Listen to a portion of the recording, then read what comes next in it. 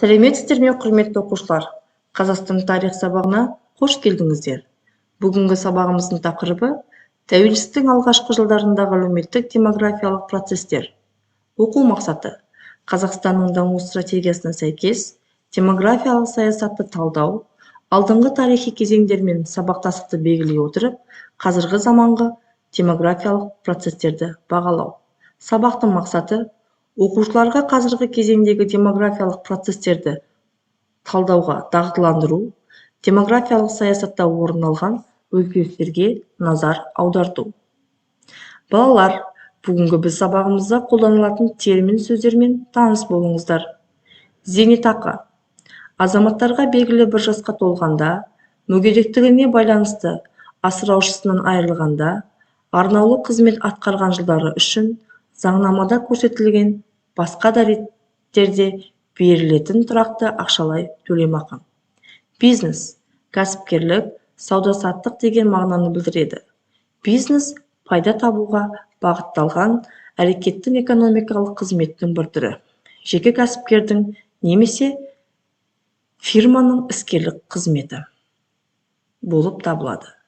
Балалар, 1990 жылдары Қазақстандағы әлеуметтік демографиялық жағдай қандай деңгейде болды деген сұраққа жауап берейік. 1990 жылдардың басында республиканың экономикалық жағдайы нашарлап, мемлекеттік еңбекпен қамту мекемелеріне 70,5 мың жұмыссыз адам тіркелді. Азаматтардың еңбек жағдайы қиын халде болды. Әсіресе өнеркәсіп пен шаруашылығы өндірісіндегі хал-ахуал сын көтермеді. Материалдық игілік өндіру саласындағы 4-ші қызметкер зиянды еңбек жағдайында жұмыс істеді. Тау-кен, металлургия, химия өнеркәсібіндегі әрбір 3-ші, көптеген жағдайда әрбір 2-ші адамның жұмыс орнындағы еңбек жағдайы санитарлық нормаларға сәйкес келмеді.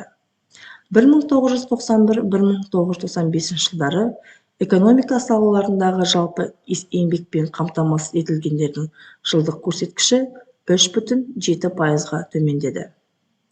Елдегі экономикалық дағдарыс бағаны еркіне жіберуге, ақшаны құнсыздануына, халықтың әлеуметтік жағдайының төмендеуіне алып келді.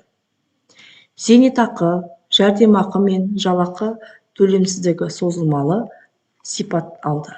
Дегенмен, қанша қиыншылықтар болғанымен, артық нарықтық қатынастарға өтудің басқа жолы болған жоқ.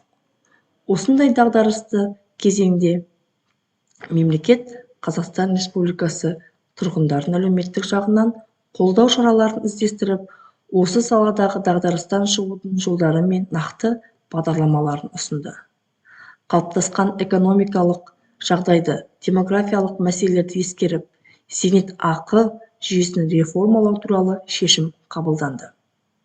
1997 жылы наурыз айында үкімет Қазақстан Республикасындағы зейнетақы жүйесін реформалау туралы тұжырымдаманы бекітіп, 1997 жылы 20 маусымында Қазақстан Республикасында зейнетақымен қамтамасыз ету туралы заң қабылданды. Қазақстанда 1996 жылдың соңына қарай 391,7 мың жұмыссыз тіркелді. Қиында күрделі кезең алыс жақынға да, үлкен кішіге де әсер етті. Елді осындай дағдарысты жағдайдан алып шығатын үкіметтің әлеуметтік саладағы ауқымды шараларының бірі шағын және орта бизнесті мемлекеттік қолдау саясаты еді. Осы мақсатта үкімет әлеуметтік, экономикалық және құқықтық шараларды жүзеге асырды. Экономикалық еркіндік әркімнің сауда жасауға, тапқан табысын жинақтауға немесе өз қалауымен жұмсауға мүмкіндік берді. 90 жылдардағы елдің демографиялық дамуының ерекшелігі халықтың абсолюттік санының өзгеруі болды. Нарыққа өту, өмір сүру деңгейінің төмендеуі, жұмыссыздықтың өсуі, экологиялық мәселелер халықтың денсаулығына және демографиялық жағдайына кері әсер етті. Халықтың табиғи өсуі, бала туу көрсеткіші төмендеді. Өзге ұлт өкілдерінің республикада көшіп кетуі ұлғайды. Негізгі миграциялық ағын ТМД елдерінде бағытталды. 1993 жылдан 1999 жылға дейін Қазақстаннан ТМД елдеріне 1524 мың адам көшті. Ресей барушылардың ошағына айналды. 1990 жылы таяу елдерге кеткен мигранттардың 74% нақ сол елге көшіп барды. ТМД елдеріне неғұрлым көп көшіп кеткен этностар: украиндар 139.759, белорустар 30.068, корейлер 3.176 адамды құрады. Репатриация дегеніміз балалар туған еліне тыс жерінде қалған отандастардың оралуы. 1991 жылы еліміз тәуелсіздігін алысымен демографиялық жаңа құбылыс орын алды. Моңғолия, Иран, Түркиядан қазақтар ата жұртына орала бастады. 1999 жылы санақ бойынша Қазақстандағы тұрғындардың саны 14.953.126 адамды құрады. Қазақтардың саны 1989 жылмен салыстырғанда 1484 мың адамға өсіп, 7.980 мың адамға дейін жеткен көріп отырмыз. 2000 жылдардан бастап Қазақстаннан қоныс аударатындар саны жыл сайын азайып, қайта оралатын азаматтардың саны керісінше өсе түсті. Елімізге оралатындардың негізгі жиынын қазақтар құрады. Қарап отырсаңыздар диаграммаға, Қазақстанға оралған қазақтардың үлесі 1999 жылы 9,5 мың болса, 2004 жылы 48 мың, 2005 жылы 57.850 адамды құрады. Яғни қазақтардың үлесі. 2009 жылы ұлттық халық санағының қорытындысы бойынша Қазақстан Республикасы халқының саны 16.906 мың адамды құрады. 2012 жылы мәлімет бойынша Қазақстандағы қазақтардың саны 10.764 мың болып, республика тұрғындарының 65,1%-ын құрады. 2017 жылы Қазақстан халқының саны 18.074.1 мың адамға жетті. Соңғы халық санағы бізде 2021 жылы өткен болатын. Жалпы қазақ халық саны қазіргі кезде 19.169.550 адам.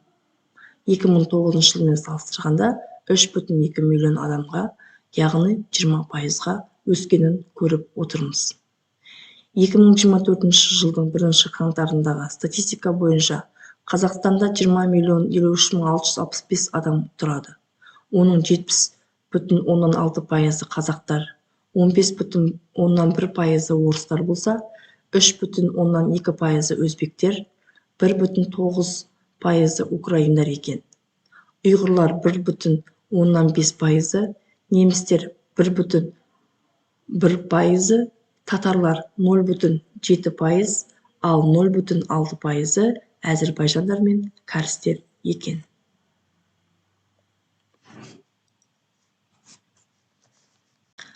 Ал енді балалар, бүгінгі тақырып бойынша тапсырмалар орындаймыз. Бірінші тапсырма: 1990 жылдары Қазақстандағы табиғи өсімнің төмендеуіне не себеп және оның салдары қандай болды? Дескриптор: табиғи өсімнің төмендеу себебін анықтайды. Табиғи өсімнің төмендеу салдарын анықтайсыздар. Және қорытынды өз пікірлеріңізді жазасыздар. Келесі екінші тапсырма ашық сандар деп аталады. Яғни бос орындарға берілген сандарды орналастырасыздар.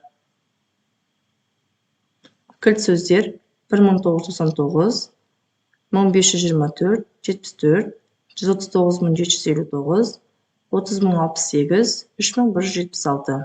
Осы кілт сөздерді орналастырасыздар. Дұрыс жауабы: тексеріп өтейік балалар. Негізгі миграциялық ағын ТМД елдеріне бағытталды.